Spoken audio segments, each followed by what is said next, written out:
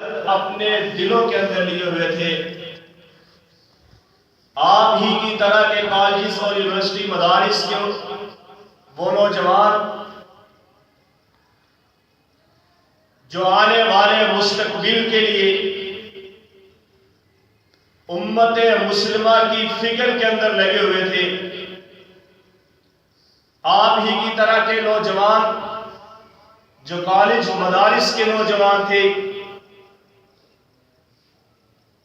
جو کفر اور الحاد کی یلغار کے سامنے ایک دیوار بننا چاہتے تھے، ان نوجوانوں نے آج سے 16 سال قبل بیٹھ کر مشاورت کی، مل بیٹھ کر سوچا کہ ہم امت مسلمہ کو تنزلی سے ترقی کی طرف کیسے لے جا سکتے ہیں،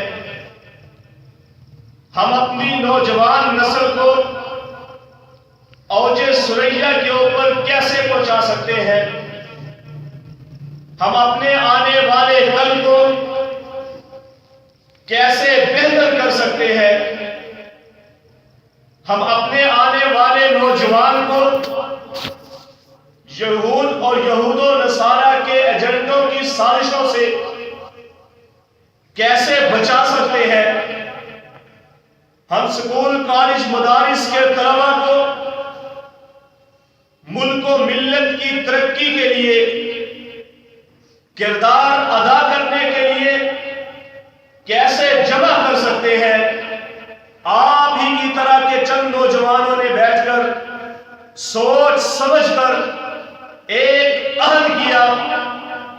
ایک پلان تیار کیا، ایک منصوبہ بندی کی،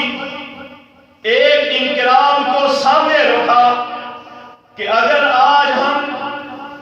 14